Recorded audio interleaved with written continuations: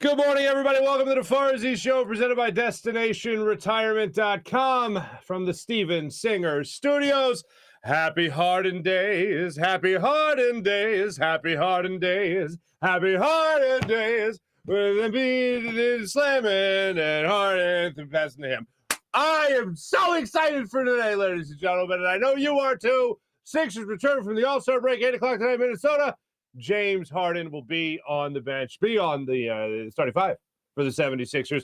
Can't wait for the game tonight. Hit me up in the comments. Hit me up on Twitter. Hit me up wherever you like to do your hitting up of the old social media. And let me know what you think of James Harden in the starting lineup and what you're most excited for tonight. And also your expectations now. I put out the poll when the trade originally happened, and most people had the Sixers making the Eastern Conference Finals. Some people actually had the Sixers making it to the NBA Finals. Some people had the Sixers actually winning a championship. So I know optimism is always at its highest at the beginning of everything. Now that we're there, we're at the beginning. It's a matter of actually seeing it come to fruition on the basketball court. And to help us foresee tonight, tip-off tonight, and tip-offs for the rest of the season with this Sixers squad, Paul Hudrick joins us from Liberty Ballers, our old friend. Yes, Paul has a different look. He has a different look every time he's on the show, and he does not disappoint this time around, which is always fun. So Paul will help us break it all down. Lane Johnson also went on the Colin Cowherd show yesterday, and he discussed the future of Carson Wentz. We'll get into that in just a second. And something else. It takes a lot to kind of get my goat, I'll tell you that much. And somebody got my goat on social media yesterday, and it was in our own comment section. And it was one of the most basic things, ladies and gentlemen. It was the famous get over it.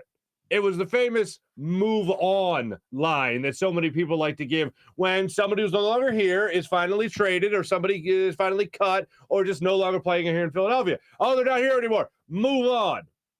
Okay. I got the old move on yesterday from somebody in our comments after the show when it came to Ben Simmons. I'm still in the process of kind of trying to figure out why the hell all this went wrong and why it went so wrong so quickly, and why I invested faith and support in someone like Ben Simmons with a lot of our franchise's future hanging in the balance based on his uncertainty.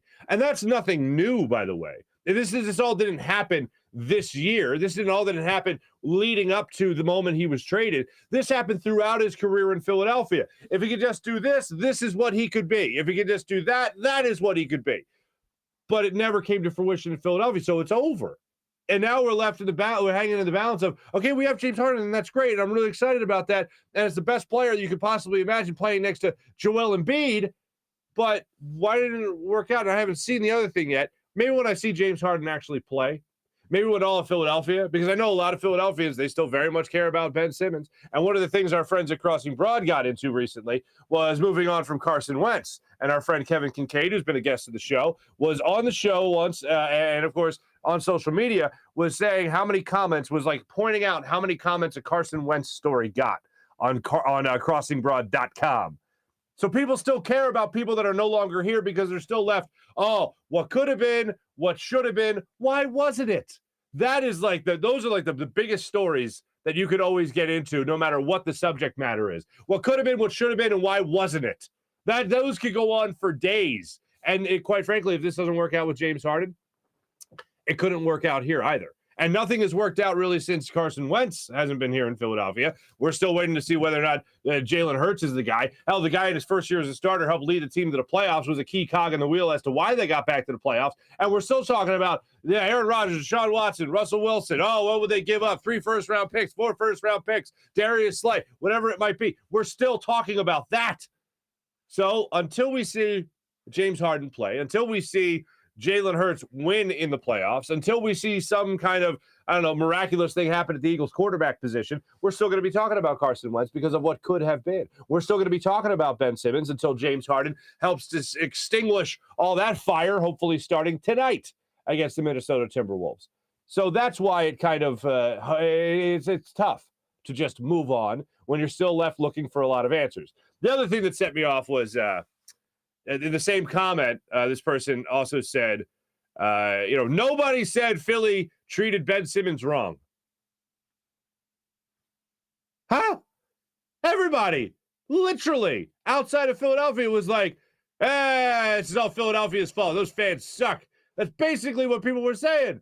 So, yes, everyone was like, Philadelphia's the reason this doesn't want to play those fans. Yeah, maybe if you treat someone nice, they want to play there.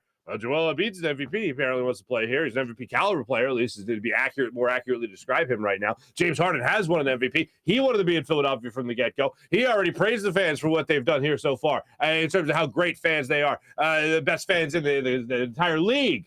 So don't tell me nobody was against Philadelphia. A lot of people were against Philadelphia. So I don't really think we can go that. I don't think we can shift to that gear faster than, yeah, a lot of people thought Ben Simmons was treated poorly by Philadelphia. And that was not the case, as I have pointed out many, many times before. It's case closed. It's not even a statement of opinion anymore, as much as it is a statement of fact that we treated him beautifully. Vast majority of the fan base treated him beautifully. Yes, every fan base is going to have the naysayers. Hell, there are people that wanted to trade Embiid as recently as like 3 weeks ago. So, whatever. As I say, just don't allow it to get to you. Don't give anyone else that control of controlling your emotions. Don't feed into that. Ignore everything that I'm doing right now as far as my agitation. I shouldn't allow other people to control my emotions the way they do, especially when it's a happy Harden day. And if you haven't seen it yet, a little bit later in the program, I'll give you a little. It's not even an appetizer. I don't even know what you'd call this. A sampler. I'll say it's a sampler, not the sampler appetizer. Sampler appetizer, but like the sampler of like, I've never had your chocolate ice cream. Can I try your chocolate ice cream? Or for April, I've never had your mint chocolate chip ice cream. Can I try a little sample of your mint chocolate chip ice cream? And then they bring you a little spoon, and you go, that's definitely mint chocolate chip. And then they give you the full cone with the thing, with the scoops on it. That's really what I'm talking about here with James Harden tonight. You're getting the little sampler spoon. This is what I'm about to show you. The little samplers of mint chocolate chip. That's delicious. That's what you're getting when you see practice video of Joel Embiid and James Harden shooting around. And you won't hear it in the audio later after we talk to Paul. But one of the things that's interesting is actually, that's why we were a little late getting started today. I was trying to fix the audio. I couldn't fix the audio. I don't know what the hell the problem was. But you could hear Joel Embiid in the video go, I won. That's a foul. Like,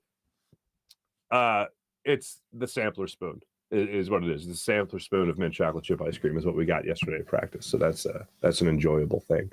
And it all starts tonight. And I was thinking about it yesterday, and my mind, when something like this is going on in sports, my mind just starts drifting. Like I'm feeding Leo. Yes, I feed my child.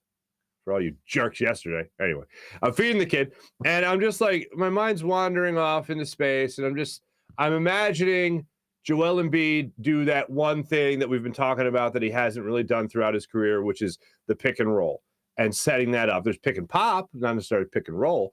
And the pick and roll, I would love to see that.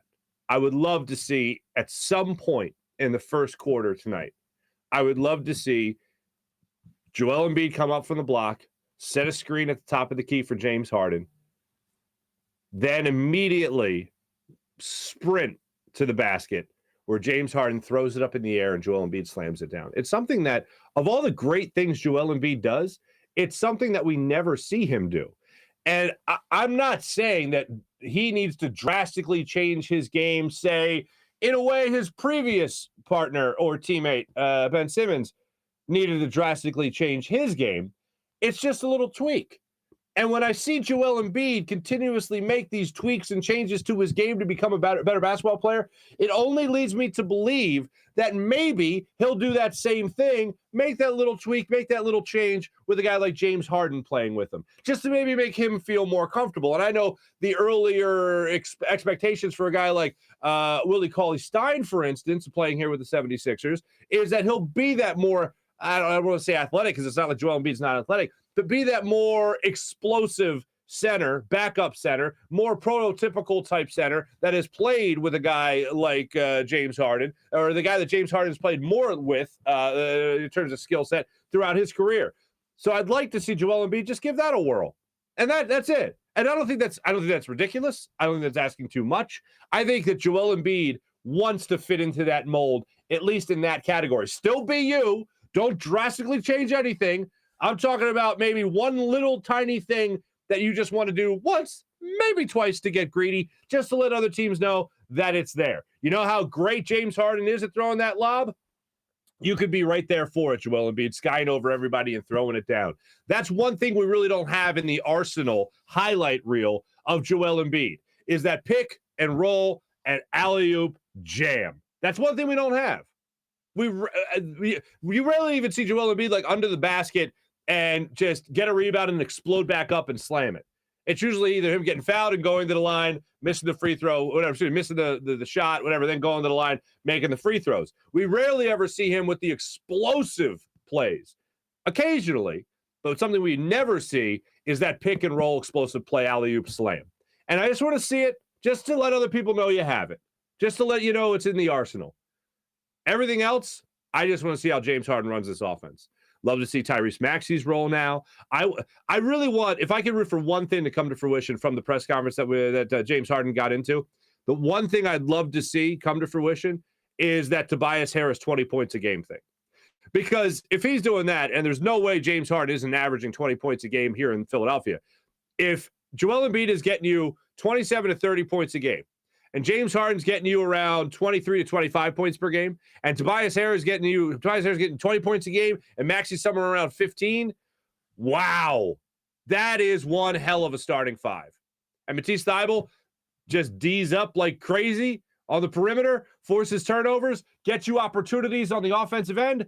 This team is going to be a force to be reckoned with. Basically, at the most optimistic Sixers fan will have undervalued how good this team could be. If all that comes to fruition, we're talking about a powerhouse. And we're talking about a powerhouse for a couple of years here in Philadelphia. And that is why you went through the process.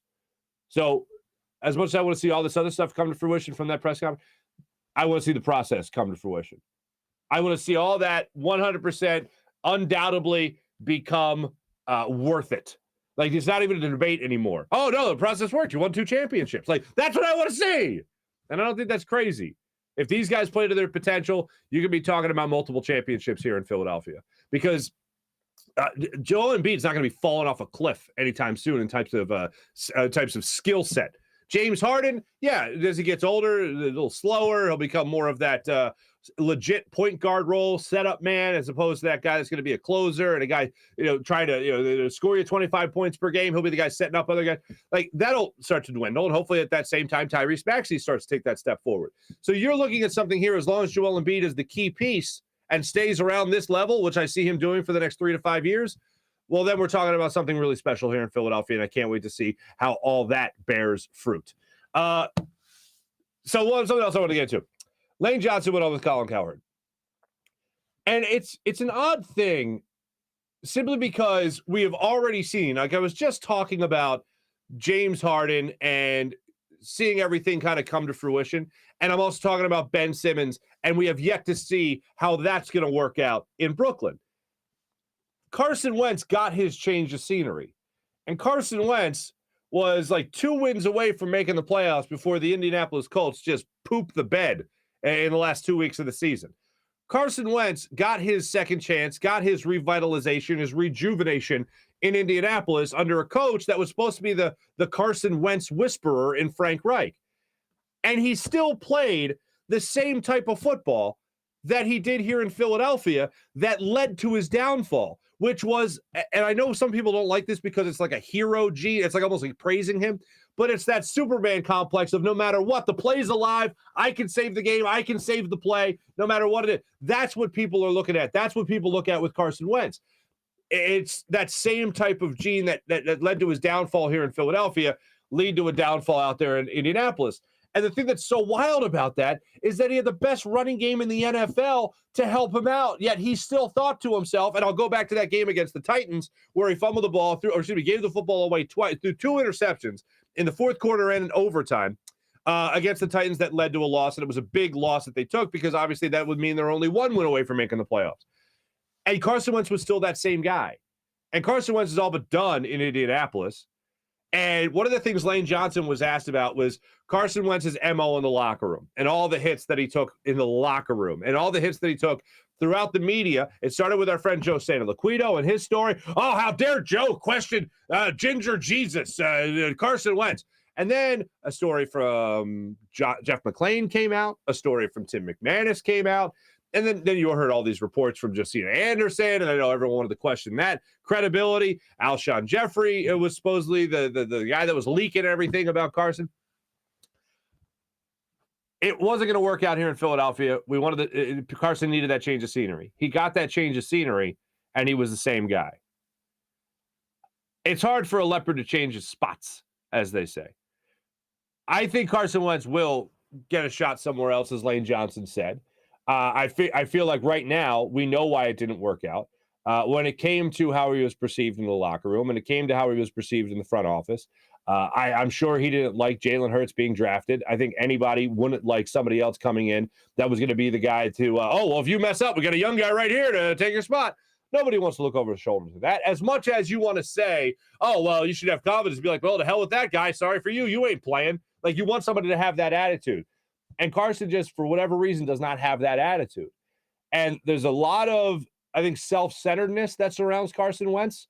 And that's just talking from a locker room team standpoint, from what people on the team have said. I'm not putting words in their mouth, but that's more or less the MO that has come out surrounding Carson Wentz. So if he does go somewhere else, I see him being a guy that will be a starter again down the line. I think his time right now at 28, 29 years old already, people are already looking for that next big thing. I think he only gets a real shot when he comes in as a backup. When that humble pie, that humility maybe sets in a little bit of him being a backup quarterback for a while. I think Carson Wentz is a name that we'll see down the line have some kind of run and being like, oh, here we go, the 2017 Carson Wentz. And that's how I think that story ends. Flyers are off till tomorrow. Joel Farrow will be back at practice. That was a great thing to see. We had Taryn Hatcher on the show yesterday to talk about the how great it was, basically, or how much she's looking forward to. She's looking forward to Joel Farrow being back in the lineup.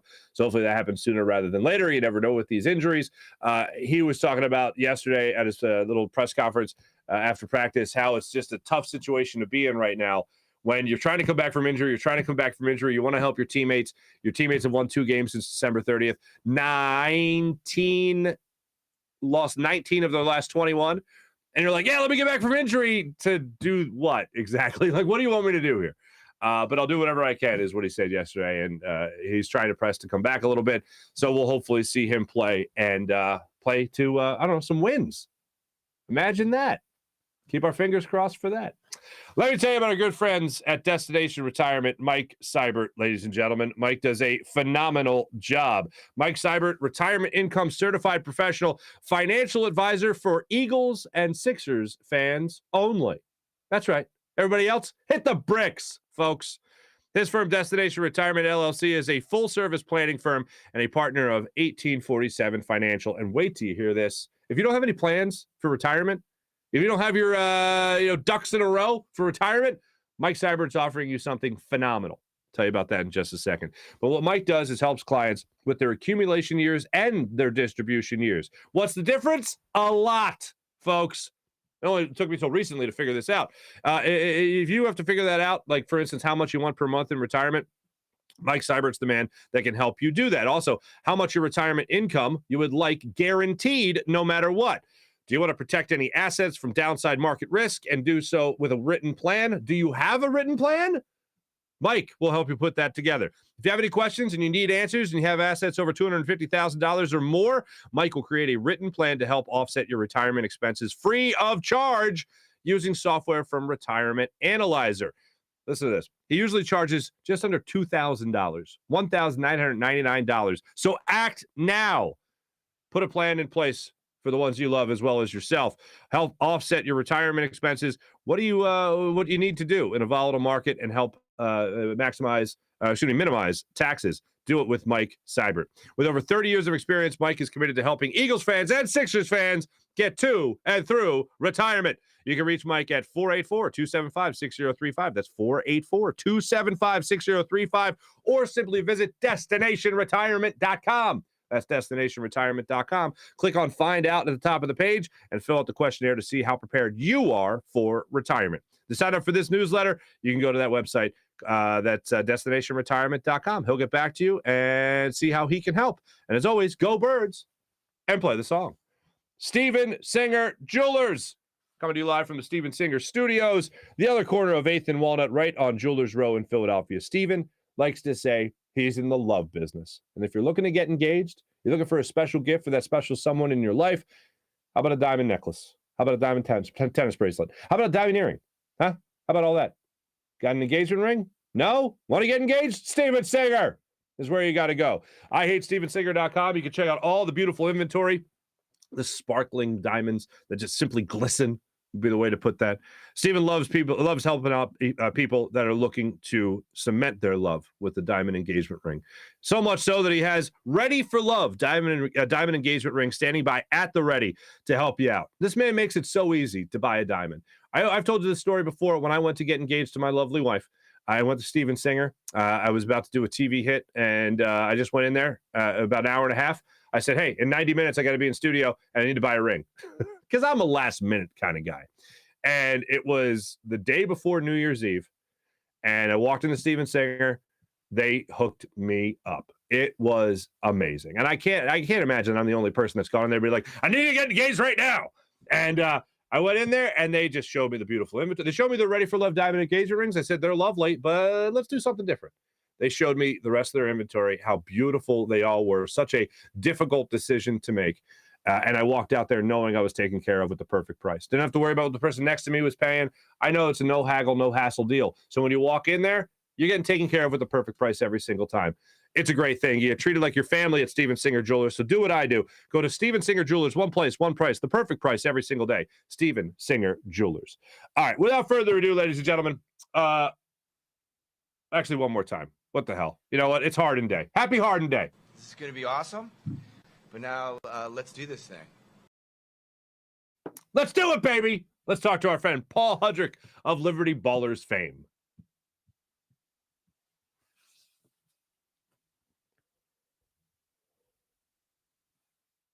Joining us on the Rothman Orthopaedics guest line, our good friend from Liberty Ballers, the man of 1,000 faces, Paul Hudrick. What's up, Paulie? I'm just living the dream over here, Mark. I got a Lebowski thing going on, and I'm just I am just leaning in hard right now to that. Yeah. Should I get Tara Reid? Should we paint our toes together? Anyway, do you have a white Russian with you, my friend? No, it's funny because I saw maybe a couple days ago you posted a picture with you and your awesome son Miles and Carrie, the lovely Carrie, and you posted a picture and you had this hair all flowing, and I was like, I got to get Paul on because that's a new look, and he's also I like talking basketball with him, but the new look is why I got to get Paul on. Because listen, it's really the same look. It's just right now it's down, whereas sometimes I put it up. Yes, it's really not like yeah. Like if it's prom, you got to put it up. If it's prom, all that stuff. But no, you look like $1 million every time. So let me just say, all right, let's talk some basketball, my friends. Good to have you on again. Now we didn't talk around the trade when it actually went down. So just real quick, your overall reaction when you saw the Harden deal and Simmons deal together finally came to a head. What was your reaction to the trade? My first thought was Daryl Morey, that SOB pulled it off, man. Like it's just seriously, like it's just like wild. Like to think back to last year when it almost like we all kind of thought it was going. I mean, I personally thought it was going to happen then. I really thought they had the strongest offer for him, and I thought, Ben Simmons plus I think it was at that rumored Ben Simmons, Thibault plus picks. That's a hell of a package that the Rockets were going to get. I thought that's what they were going to go with over the draft package that the Nets were offering, and they didn't get him. But man, credit to Morey. Like when he wants a guy, he goes and gets him. And listen, but you really you have to give him so much credit because he was under a lot of heat from a lot of this fan base. People around the league were mocking them, saying, guys like Stephen A. Smith, Charles Barkley, ripping into him, saying like they just need to do the damn trade, like they just need to take what they can get. Blah blah blah blah blah. Well, guess what? He didn't just take what he could get, and he winds up with a damn league MVP. So yeah, I mean, just blown away just by the sheer fact that it happened. It's still every little thing that happens, Mark. It's like a little less surreal, but it's still surreal. Like the trade going down, the seeing him. I was there that day at shoot around, and then at the presser, a little bit more real, right? And then he is going to play on Friday. Okay, a little bit more real, and it's just like it's. I'm finally getting to the point in my brain where I'm like, okay, they actually do have James Harden. As far as like the value of it and what goes back to Brooklyn, I think it was pretty fair, right? I mean, I think it was a pretty fair trade when you look at what everybody gets. If you're the Nets, I think my biggest fear is I don't know what Ben Simmons is right now. To me, I still think Ben Simmons is a hell of a basketball player. I think he can slot in very nicely next to those two stars on the Nets, but I don't know where he is physically. I don't know where he is mentally. I don't know how he's going to take into that role. Is he going to be that Draymond, Scottie Pippen type of guy for those two stars? I don't know. But I think as far as value goes, I think it was a pretty fair deal. Mm-hmm. Yeah, I would agree. I would agree with that. When it comes to Harden and his impact on this team right now, what are you expecting from James Harden? And are you confident his numbers will at least be better than what they were when he was in Brooklyn? I think the one thing that a lot of people are forgetting, Mark, like last year, it was just last year that he got traded to Brooklyn. And when he first got there, he took on the role of like a point guard because, you know, he was playing with two great players in KD and Kyrie. And he took that role on. There were people who had MVP buzz for him, right? Like it was Jokic, it was Embiid, and Harden was in that. He found himself in that mix because of how well he played. That was a year ago. That wasn't 4 years ago when he won the MVP.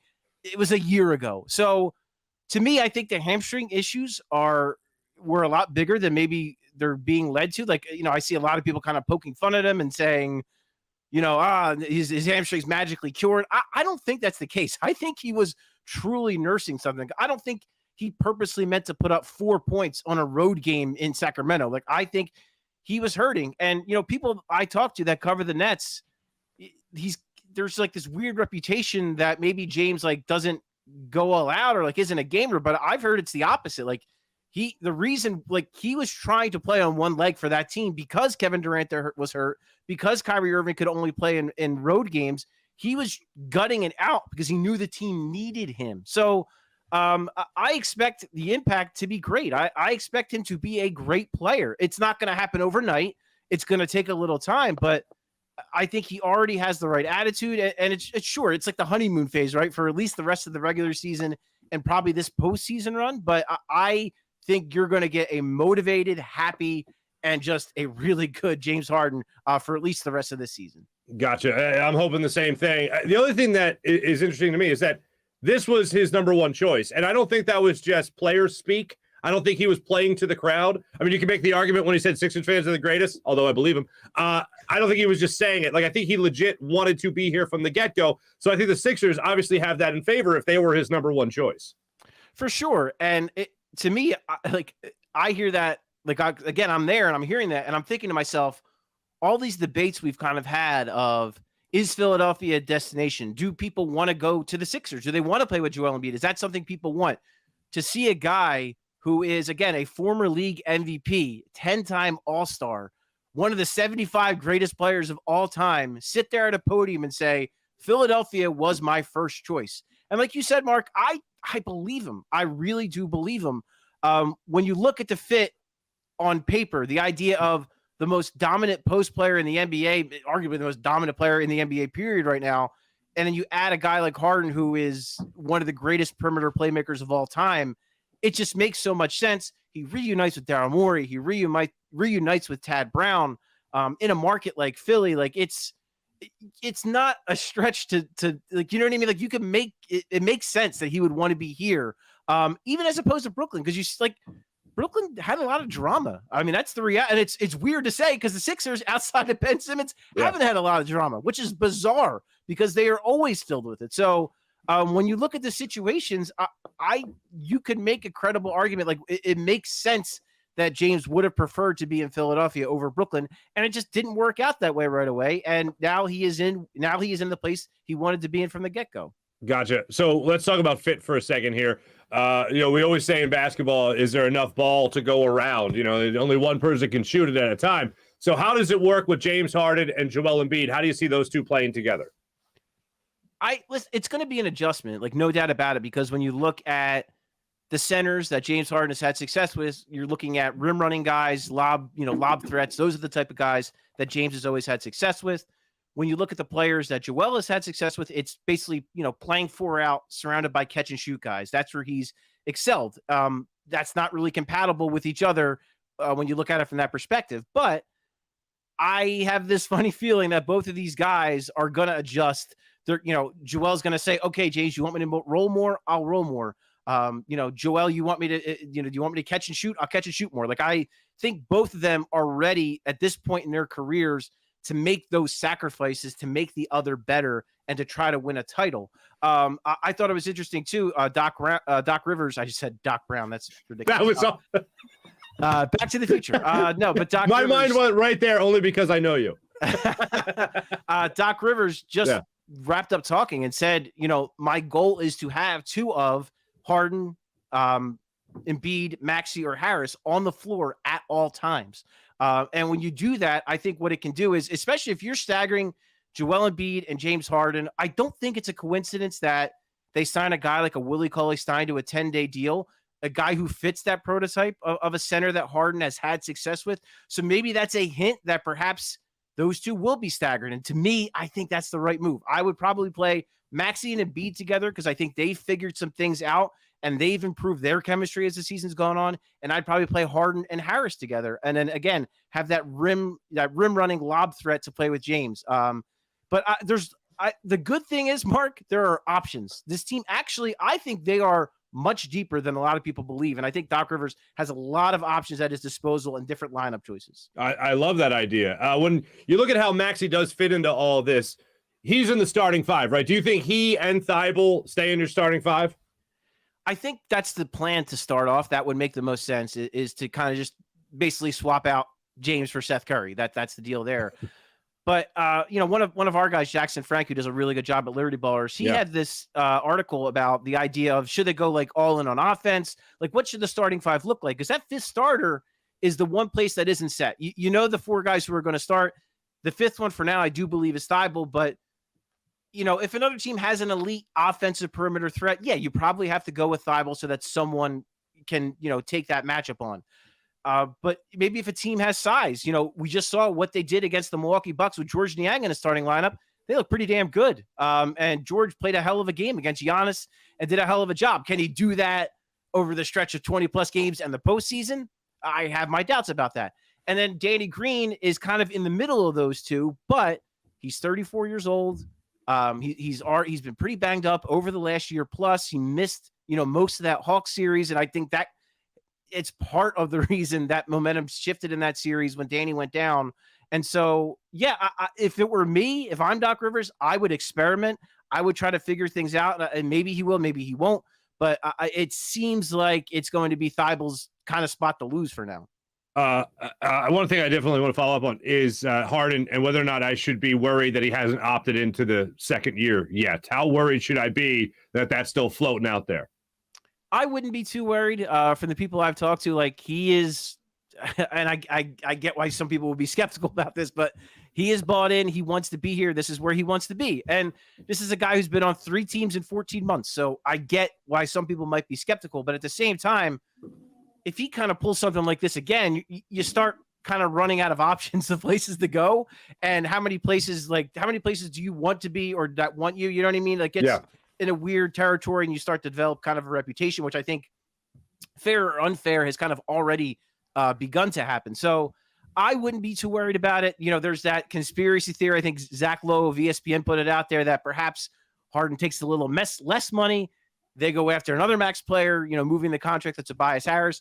I don't know how viable it is, but Daryl Morey pulled this off, so who's to say he can't pull that off in the summer? I still like your Daryl Morey, like 2 old guys at the country club.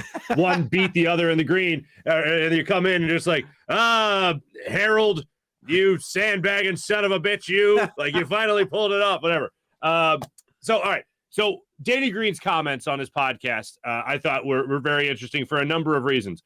One being that Danny Green was the guy at the end of last season that was like, hey, be nicer to Ben, Philadelphia. Be nicer, encourage him, support him. And it's like, we did all that, and then he choked.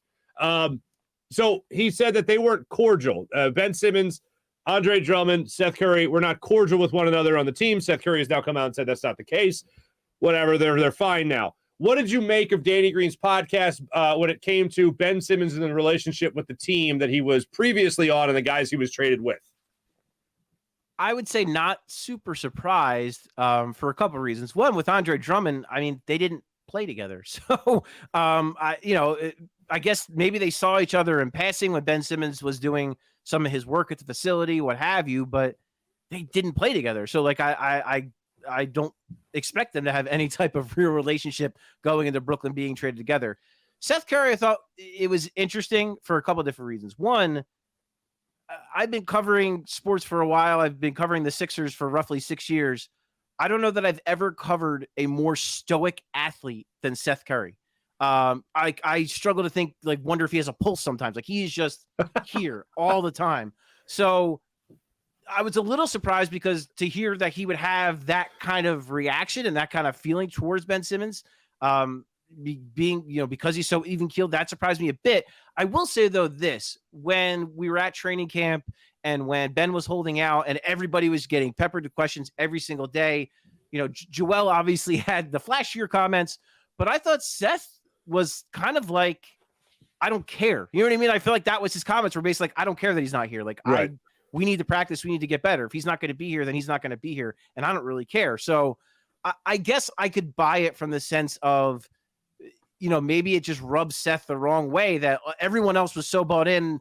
They came so close, getting to the Eastern Conference Finals and maybe even potentially winning a championship, that maybe it just really rubbed him the wrong way, that everyone was there, everyone was working hard, and Ben just wasn't there. And look, maybe since then they've kind of, worked smooth that out. And in Brooklyn, maybe Ben explained himself more and maybe they're on the same page. So I don't want to overreact to that, but I'm not super surprised by either one, but I guess a little bit more surprised by Curry just because of his nature.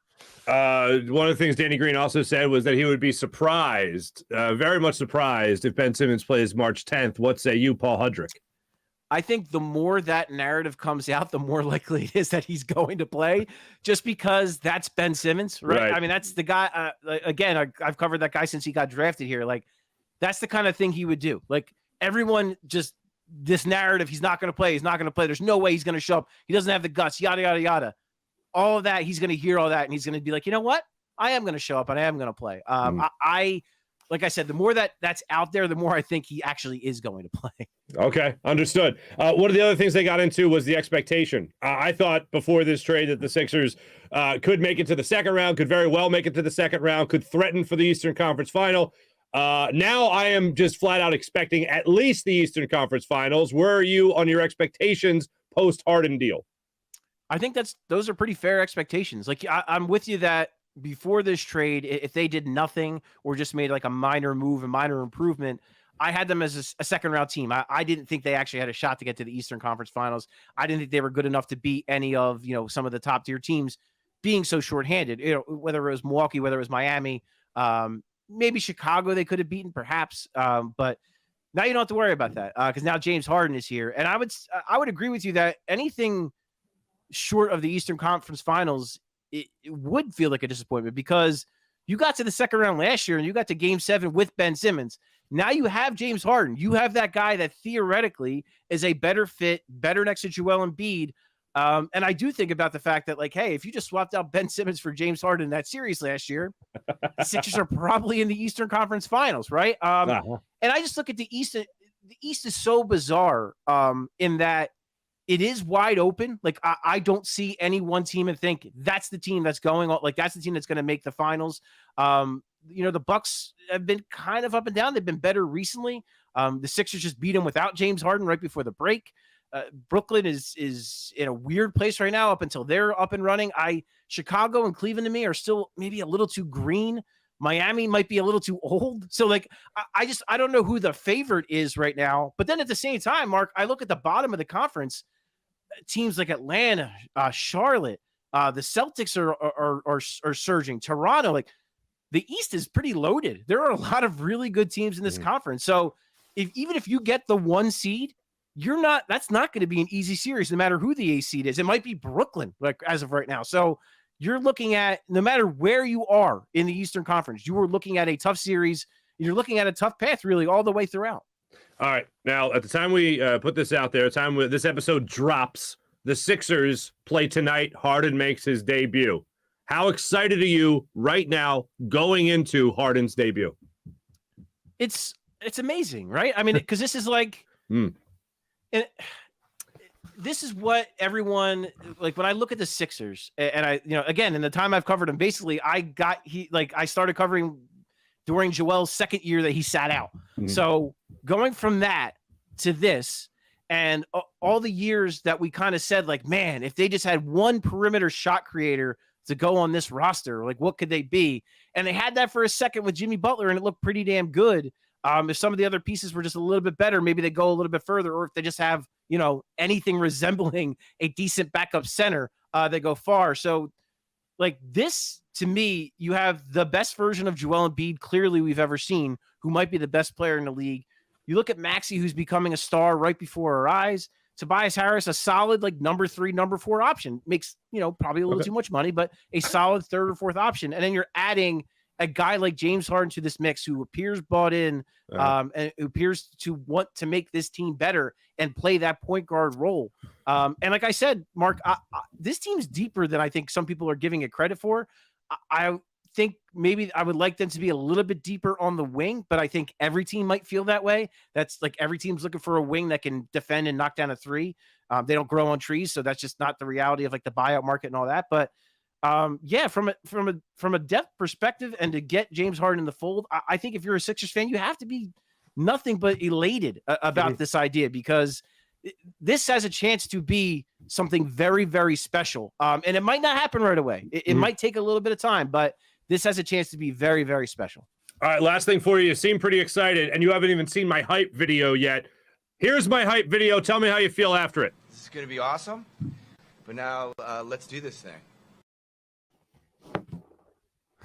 Now, how do you feel?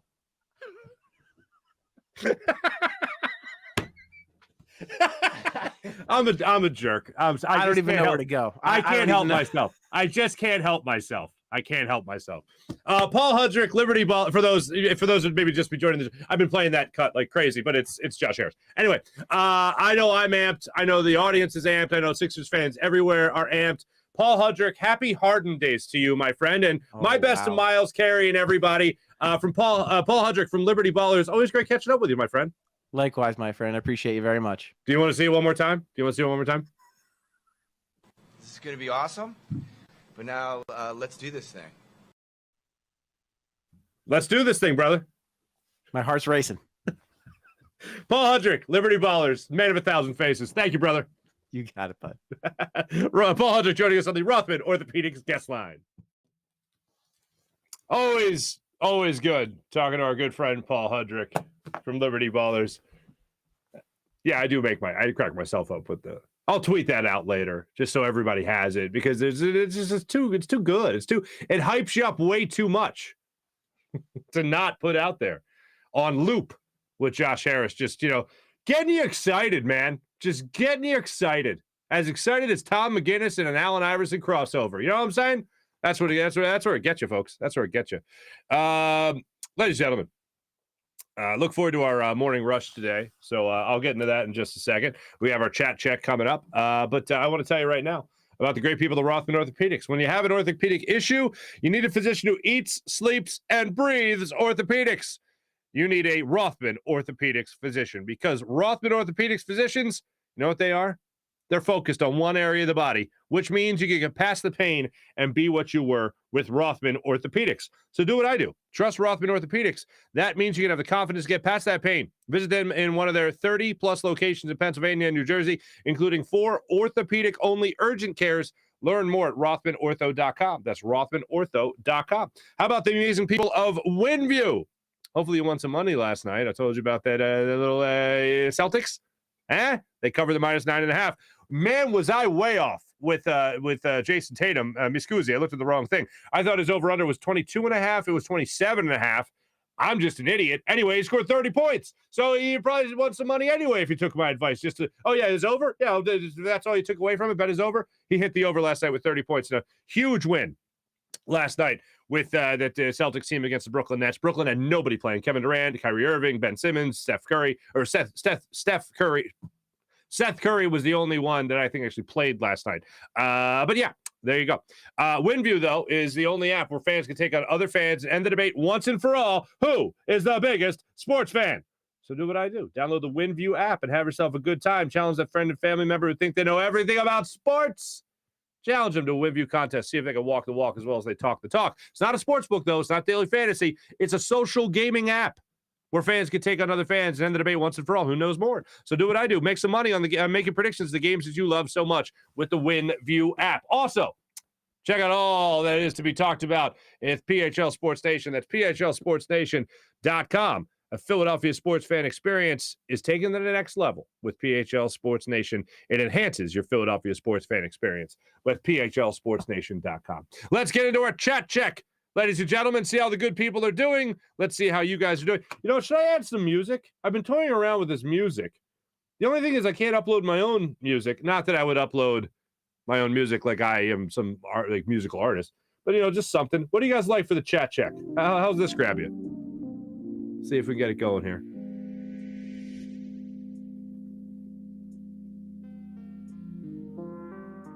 You know what this sounds like to me? That sounds like you just beat the Sega Genesis game, and these are the credits. And you see all these names, like, from Sega Genesis, just people who worked on it.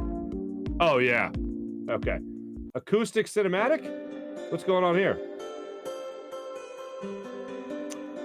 All right, we're just going to do what we normally... Oh, wait, hold on. This says dance pop. Let's try that out. Let's see what we got here.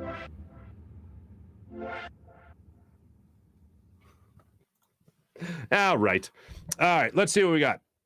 Let's see what the good people of Philadelphia have to say today and surrounding areas. Let me just get rid of this. Oh, T-Bro, we made it. It's Harden Day, ladies and gentlemen. Yeah, damn right it is. Good morning, Farzian Society. Good morning, John Cheesebro. And I see Mike Sealski was messing with the controls again today. That Mike Sealski, man. He's a real scallywag. You know what I'm saying? Get your heart.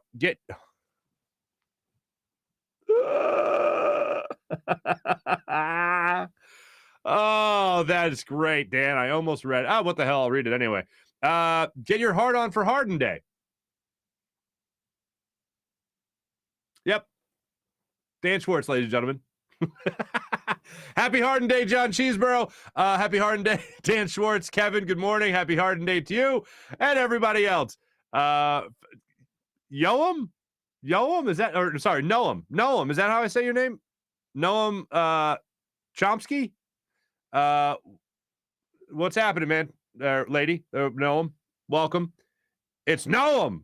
Just a fan, just a big fan. Okay, welcome in, brother. Nice to have you. Or sister. I don't know. I don't know anyone named Noam. That's a unique name. I like that, though. I mean, I named my daughter Emanuela and my son Leonardo, so that's like, there won't be many of those in school with them. I've never met another Emanuela, I'll tell you that much. Happy Harden Day, Mike Fuji. Good morning. Big Beard Energy, says Mullet. What's going on, Mullet? John, hello again. JD Harrison, Wawa Wentz. Yeah, man. Did you see what happened at Wawa? There was a guy got cut in the jaw, I believe, and another guy had his jacket sliced open over some kind of argument they were having in the Wawa parking lot. It was insane. One other guy got hit by the guy that did the stabbing. That's always a fun refer. You know, the guy that did the stabbing, and the slashing with the knife, hit another person with his car as well as he was trying to get the hell out of there because like 4 other guys teamed up on him once he pulled a knife. God. So I want a sizzly, man. That's all I want. Let's see what else we have here. Dan, absolutely. Good morning to everybody. Hard-boiled eggs and orange juice. What? And an orange for breakfast? Healthy for the future? Okay. Mullet, what's up? Step back tree day. Damn right. I assume that's step back 3. Anyway. John, wrong. PJ will have a special K and banana. Why are we talking about PJ's breakfast? What's happening today? What did I miss? I always love when I miss something in the chat and I'm trying to connect the dots. Like, what the hell could that possibly mean? That's my favorite part of chat check.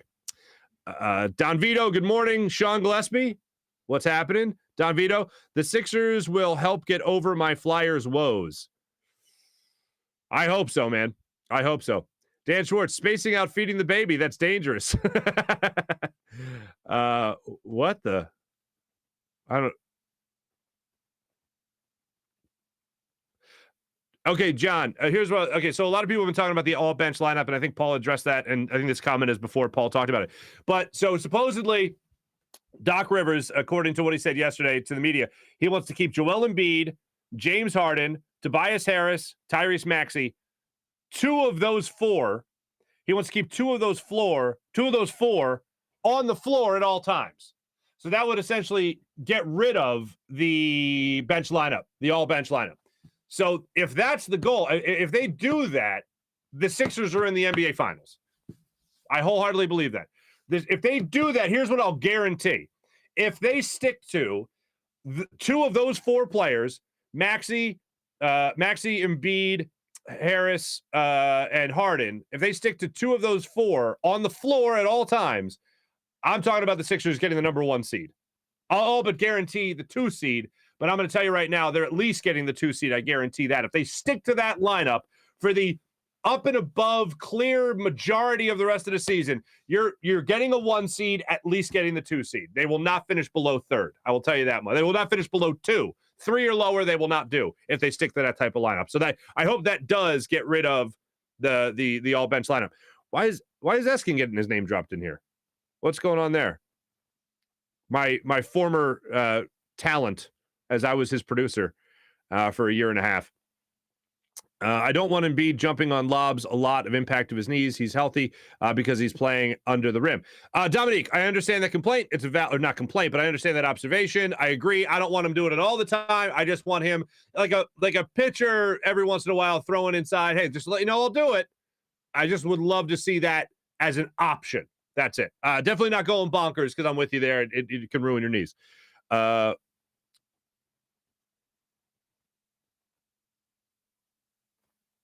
What's going on? I don't know what's happening now. Okay. Mally, good morning, my brother. Nice to see you. RJ, I'm so excited that I can't be too excited because I know it will result in disappointment. No, RJ, don't be scorned. Don't do that. Every instance is its own entity. Like I used to, when people, like when the Phillies were about to win the World Series in 2008, the first championship I ever experienced, people were like, they don't have enough pitching. They can't do it. Like nobody picked the Phillies to win the World Series that year. All they have is Cole Hamels and everybody else after that is okay. Yeah, then they got Brad Lidge was perfect. Ryan Howard had a monster year. Like all these, Chase Utley was amazing. Jimmy Rollins was amazing. Cole Hamels was incredible. Like all that stuff it all came together. That's all that needs to happen is it all needs to come together. And you never know what is going to happen. People were predicting that the Eagles were going to win the Super Bowl when they won the Super Bowl. Like, that's where we're at right now, folks. You got to buy in. You got to get excited, man. That's what I'm saying is all. I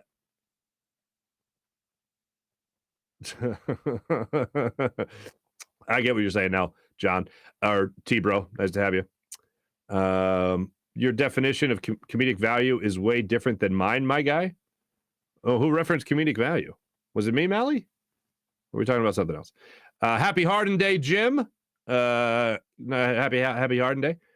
John Cheesebro, February 30th and February 31st. What?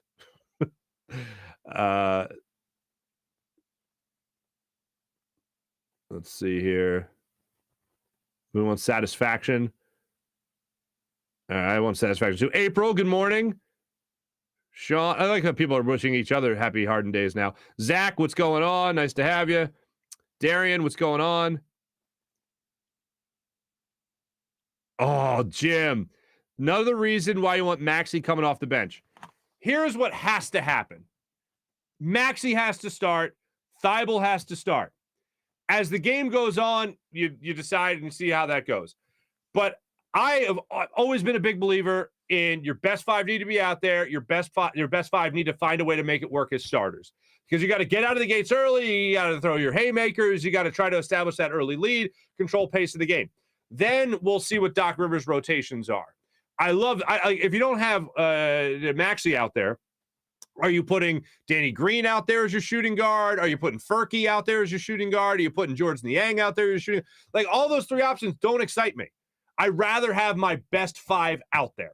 And if your best 5 is out there and they find a way to make it click, this is a best 5. This is a starting 5 that will not be messed with in the Eastern Conference. Their only rival, I think, will really be the Nets, assuming they get everybody back healthy at some point and everybody can play 100% of the time. Obviously, I'm talking about Kyrie Irving there. But I want to see how this goes over the next couple of weeks with these 5 trying to figure out in the starting lineup, and then we go from there. But right now, I want to start it out with Harden and Maxey running the team, running the point position for this team. That's how I'd like to see it going here. Farzy is rocking the button up better. I am? Thank you. Ronald, Paul Hudrick, definitely not the same look. Katie, what's going on? Wait, what? Did somebody reference an art smock? Wow. I love a nice art smock. Remember art smocks? Oh my God. Takes me back, man. Ben is still the middle of mental issues until March 11th, most likely.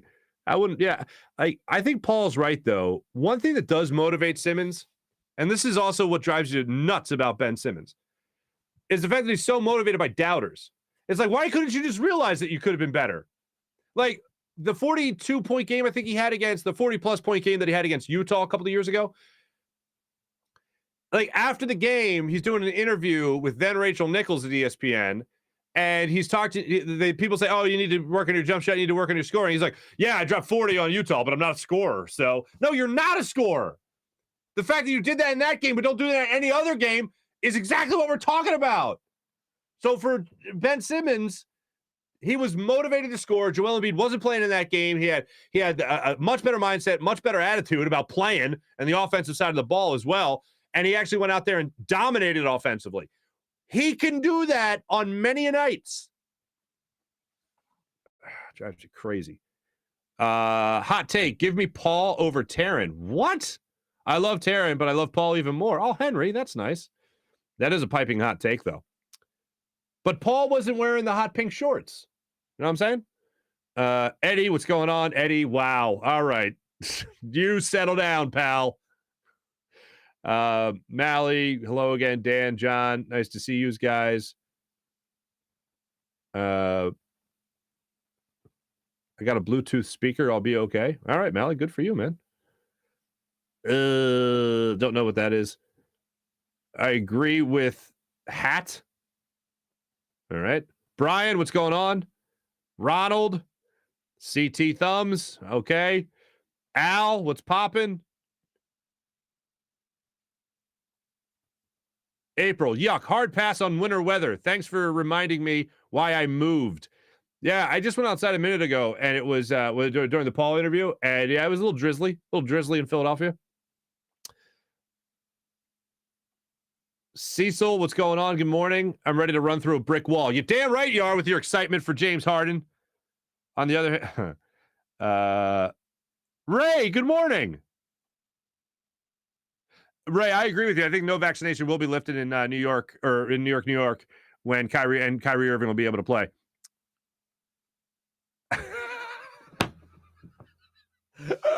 T-Bro, thank you for you're just teeing me up, man.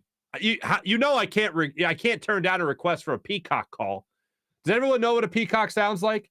I know we got more people on the show today than normal, but if you don't know what a peacock sounds like, I'll reveal that coming up in just a second. PJ, don't let me forget. Just wave at me or something, and don't let me forget that I got to get the peacock call in. Maxey, he'll be lucky if he gets 5 to 7 shots a game now. Hey man, if that's what it is, that's what it is. But if he continues to improve his 3-point shooting, he'll get a lot more of those. So I hope that actually happens. Not a bald is beautiful example. Brutal hair situation. Oh, I'm backtracking here. Wow, J Happ is still playing. That's where the hell are we going in the chats here?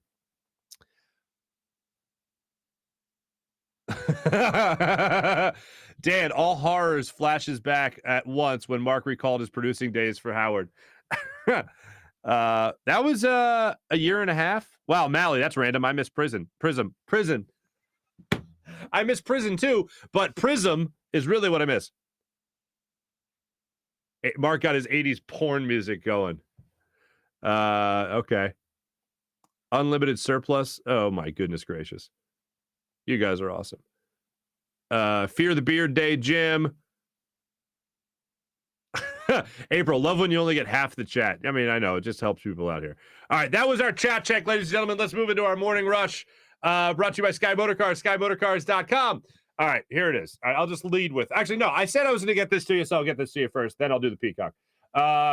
Here is the little sampler plate, the little sampler spoon of James Harden and Joel Embiid yesterday at practice, courtesy of our friend Kai Carlin.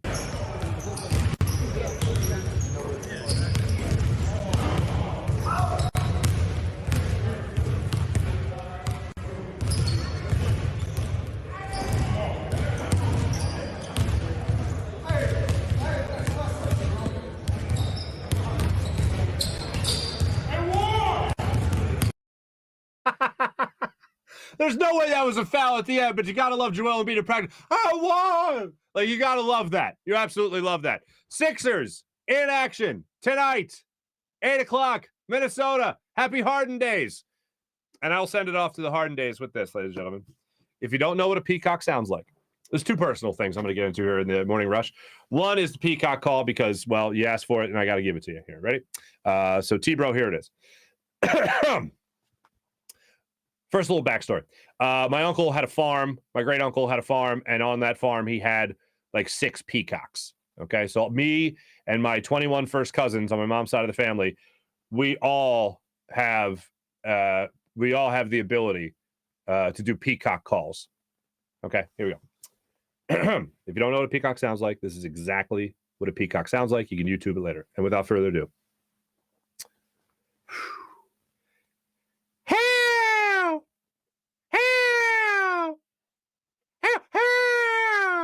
Thank you very much. That's what a peacock sounds like. Other thing. So I don't know if I mentioned this before. I just had a kid. My wife had the kid. I just kind of took naps. But anyway, that's not at all true. But my wife just had a kid, and our neighbors are awesome people. Like, we love our neighbors. They're just fantastic, and we've gotten along great. They moved in shortly after we did to our house, and they said, "Hey, we've been waiting to get. We wanted to give you guys your gift." And we're like, "Oh, you don't give us a gift? Gift for what? Oh, you had a kid. They want to give you a gift. They accept the gift." So they give us a gift.